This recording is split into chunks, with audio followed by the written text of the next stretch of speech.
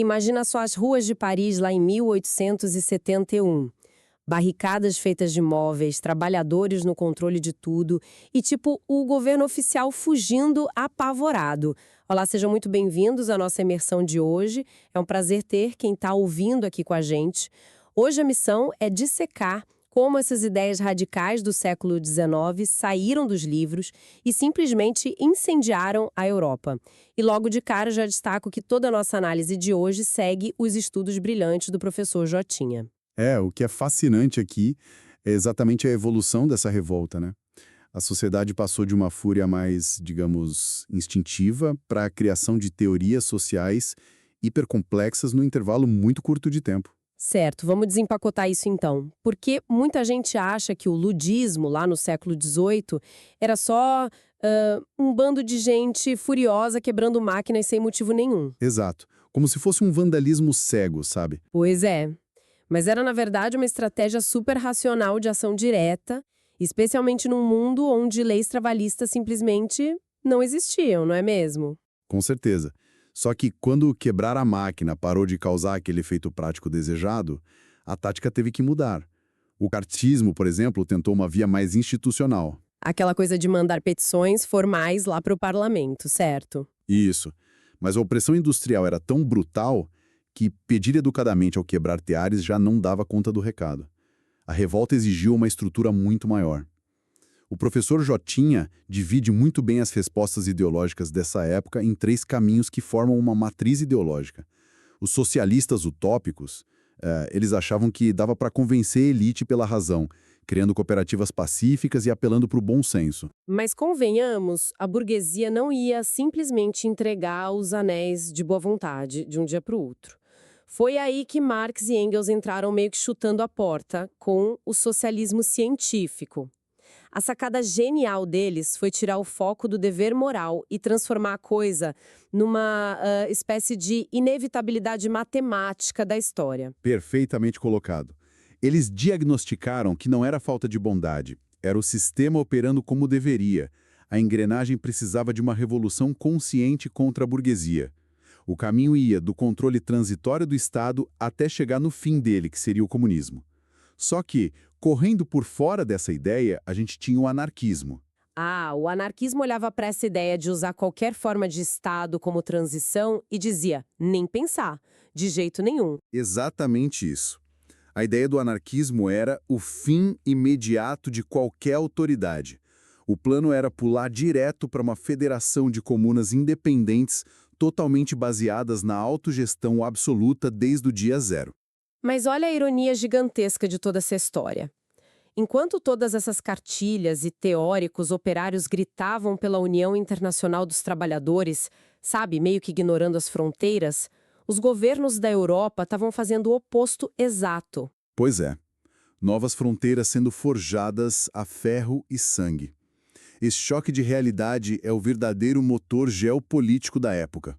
Na Itália, por exemplo, a gente viu o reino de Piemonte e Sardenha usar diplomacia ali no norte. Enquanto isso, as tropas paramilitares do Garibaldi, os famosos camisas vermelhas, varriam o sul na força bruta. Sim, exatamente. Mas a verdadeira aula de pragmatismo veio da Alemanha, com Otto von Bismarck. O que eu acho brilhante na estratégia do Bismarck liderando a Prússia é que ele não começou já dando tiro para todo lado. Ele usou o Zollverein, que era aquela união aduaneira para integrar os estados alemães economicamente primeiro. Sim, uma jogada de mestre. Claro, porque depois de conectar os bolsos de uma inteira região, convencer as pessoas a dividirem a mesma bandeira militar fica muito mais fácil. Totalmente. A economia literalmente pavimentou a estrada para a máquina de guerra do Império.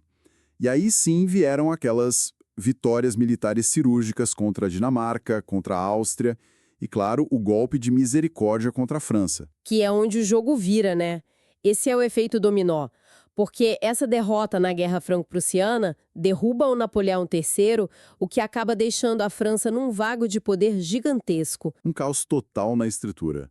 A Terceira República tenta assumir de um jeito muito turbulento, mas o povo de Paris basicamente tranca as portas da cidade e toma o controle. Sim, e eles tomam as rédeas de verdade. É exatamente assim que nasce a Comuna de Paris, lá em 1871. E a Comuna é fascinante porque ela tem umas 3 fases muito claras de ação. Em vez de só ocupar os ministérios, eles fazem a tomada e começam um autogoverno sem poder central nenhum. Eles meio que improvisaram uma gestão na base da urgência. Exato. E depois eles partem para a desconstrução ativa de todo aquele Estado repressivo que existia. Pera, mas se eles desconstruíram as forças armadas tradicionais logo de cara, eles não ficaram completamente vulneráveis a um contra-ataque daquele governo que tinha acabado de fugir para fora da cidade? Ficaram absolutamente vulneráveis. Gente, isso é como tentar construir um avião enquanto ele já está em queda livre. É a analogia perfeita para a Comuna de Paris.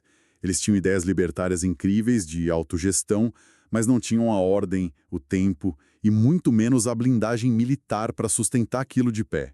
A repressão do novo governo, que seria a terceira e última fase, foi brutal e esmagou a Comuna em semanas. O que nos traz direto para a grande síntese do professor Jotinha sobre tudo isso. Afinal, o que acontece quando a teoria lindinha e estruturada dos livros bate de frente com o asfalto sujo e caótico da barricada? Acontece o caos na prática. O Jotinha conclui que a Comuna foi o grande laboratório real do século XIX, porque ela reuniu marxistas, anarquistas e utópicos. Todo mundo no mesmo lugar. Todo mundo tentando mandar ao mesmo tempo, imagino. Pois é.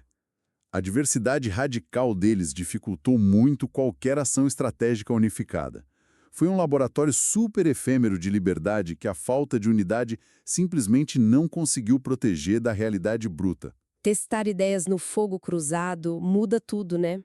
O que me deixa uma baita pulga atrás da orelha para quem está acompanhando a gente, se as utopias puras do século XIX viraram esse caos prático e imprevisível nas ruas de Paris, como será que as nossas soluções teóricas de hoje sobreviveriam ao teste das barricadas do mundo moderno?